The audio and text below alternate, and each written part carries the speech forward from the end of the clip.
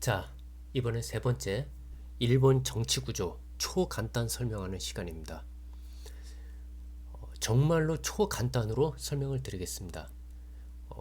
본 컨텐츠는 신선조에 대한 이해를 돕고자 하는 배경 설명이기 때문에 서기 1400년대부터 근대화 이전까지의 일본 정치 구조에 대해서만 초간단 설명드리겠습니다.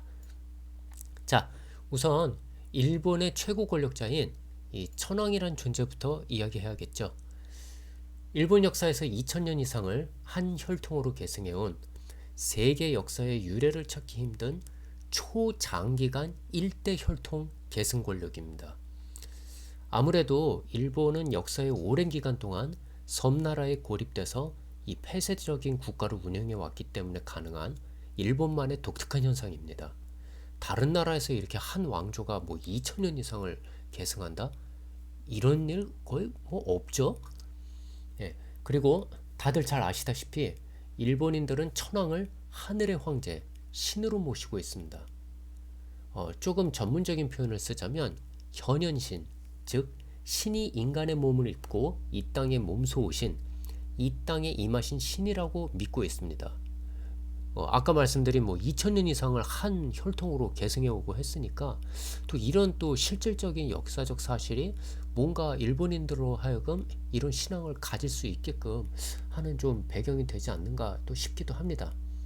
자, 하지만 이렇게 긴 시간 동안 단 한 번도 대가 끊어지지 않고 일대가 쭉 이어왔다는 것은 다시 말하면 실권이 없을 수도 있다는 말이 되겠죠. 네, 맞습니다. 자, 아무리 일본이라 하더라도 2000년이 넘는 시간 동안 국가의 제1인자로서의 실권을 쥐고 있으면서 단 한 번도 그 실권을 뺏기지 않는다? 있을 수가 없는 일이죠. 네, 일본 천황은 실권을 쥐고 있던 기간보다 허수아비였던 기간이 더 길었습니다. 물론 천황이 실질적인 권력까지 쥐고 했던 때도 있기는 있습니다. 하지만 적어도 지금 제가 언급하고자 하는 서기 1400년대부터 근대화 이전까지의 일본 역사에서 이 천황이란 존재는 말만 좋아서 하늘의 황제, 현현신일 뿐이지 막 하루 세 끼밥이나 겨우 얻어먹으면서 이 모양새만 겨우겨우 유지하고 있던 뭐 심지어 그런 기간도 있었다고 합니다.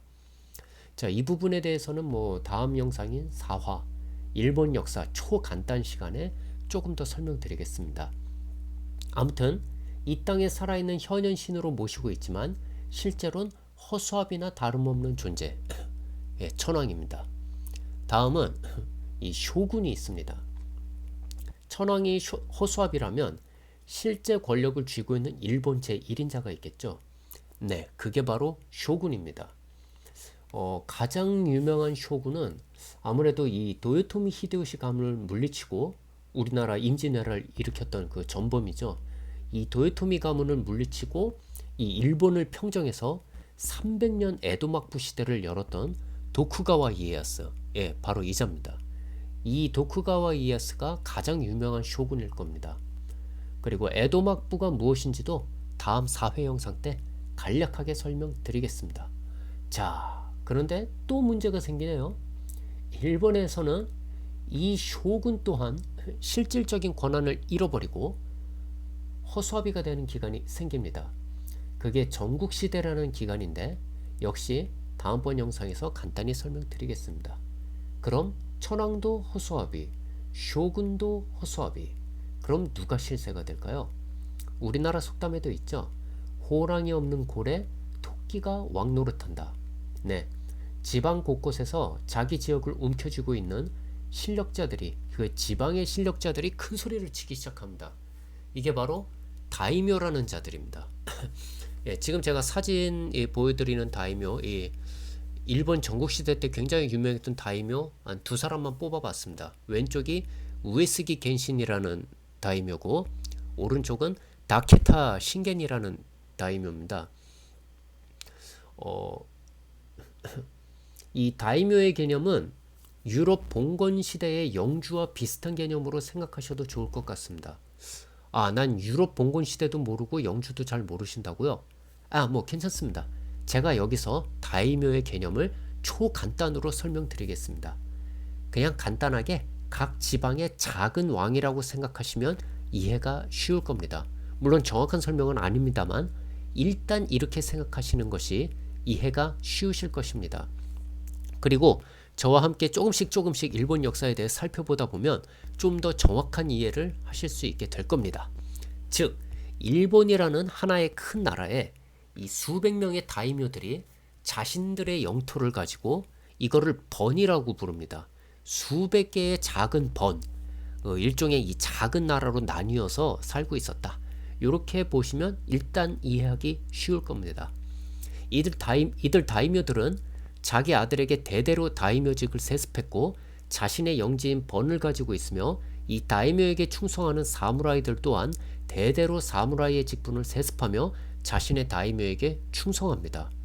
일본만의 아주 독특한 나중에 뭐 근대화 이후에 그 일본 그 기업들도 약간 이거 비슷하게 갔죠. 거의 뭐 종신고용 있지 않습니까?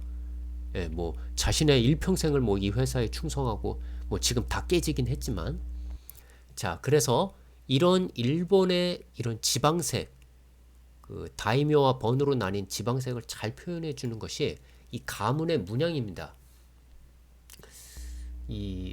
결국 이들은 각자가 자기 가문의 깃발 아래 자신들의 작은 나라를 꾸려가고 있는 셈입니다.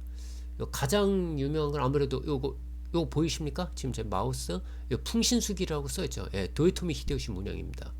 그 다음에 요게 요게 이제 다케타 신게의 문양이고, 또 뭐가 있을까요? 요게 모리 가문 문양입니다. 한자로도 모리, 한자 아시는 분은 요 모리 써있는 거 보이시죠? 또 뭐가 있을까요? 아마 이게 우에스기 겐신인가? 이제 정확하게 모르겠습니다. 이거는. 그리고 요게 아마 시마즈 요시히로, 시마즈 가문 요 문양일 겁니다. 예, 뭐 제가 아는 거 한 요 정도. 하여튼 뭐 그 외에도 뭐 같은 각 문양들 되게 많습니다. 뭐 뭐 이렇게 보면은 여기도 뭐 있을까요? 아무튼 이런 식으로 여러 그 가문의 상징, 가문의 문양들 이렇게 있습니다.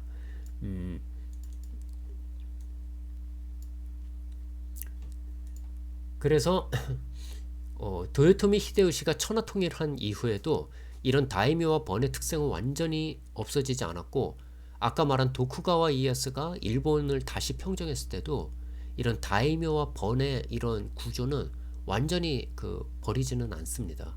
언제까지 이게 유지되냐면 일본이 그 메이지 유신을 거치면서 완전히 근대화 국가로 탈바꿈할 때까지, 그때까지 이 다이묘 번 제도가 유지가 됩니다.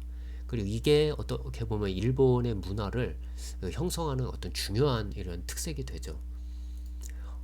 다음 화면 보시겠습니다. 이게 이제 그 영국의 크리에이티브 어셈블리사의 유명한 게임인 쇼군 토탈워라는 게임입니다. 일본 그 전국시대 그 전쟁을 묘사한 게임인데, 지금 보시면은 지금 양쪽으로 나뉘어서 싸우는데 지금 병사들이 전부 다 그 등에다 깃발을 꽂고 있죠. 이게 자기 가문의 문양 깃발을 꽂고 있는 겁니다. 이쪽 병사들도 마찬가지죠. 이 노란색의 무슨 검은 그 무늬의 그 깃발 하고 있고, 이쪽도 흰색 바탕의 그 노란색 문양으로, 이 병사들도 다 이렇게 자기 가문의 문양 이 깃발을 꽂고 이렇게 싸웁니다. 그리고 또 다음 장면, 이건 아마 이제 영화의 한 장면을 캡처한 것 같은데요. 이거 보면 이제 그 일본 역사에 유명한 전쟁이 있습니다. 세키가라 전투라고, 나중에 기회 되면 제가 요것도 따로 한 편 영상 만들 만큼의 중요한 주제입니다. 일본 역사의 그 유명한 전쟁인데, 보면은 이게 깃발 몇 개의 모양의 깃발이 막 모여 있죠. 이게 뭐 한자 써 있는 거, 그다음에 뭐 이게 동그라미 모양, 이게 도끼 문양도 있고요. 뒤에 이게 뭐지? 나뭇잎 모양으로, 그다음에 뭐 한자 써 있는 것도 있고, 뭐 저런 건 뭐 그냥 뭐 글씨 이렇게 써놓은 것 같은데, 아무튼 이게 딱 봐도 몇 개의 다이묘들이, 몇 개의 그 번이 지금 연합군을 이게 구성해서 이렇게 싸우고 있는 겁니다. 예. 자, 이렇게 오늘은 일본 근대화 이전에 이 정치 구조에 대해서 초간단 살펴봤습니다. 요 지도 하나만 더 보겠습니다. 그러니까 일본 전체를 그 각 가문이 지배하는 그 문양으로 그 번, 지역마다 그 지역 그 가문 문양으로 이렇게 표시한 건데, 예, 뭐 여러 가문들 이렇게 보이시죠? 예. 자, 이렇게 오늘 일본 근대화 이전의 정치 구조에 대해서 초간단으로 살펴봤습니다. 천황, 쇼군, 다이묘, 번, 뭐 크게 요 네 개의 개념을 봤는데, 이제 다음 영상 4화에서는 일본의 역사에 대해서 초간단으로 살펴보도록 하겠습니다. 시청해 주셔서 감사합니다.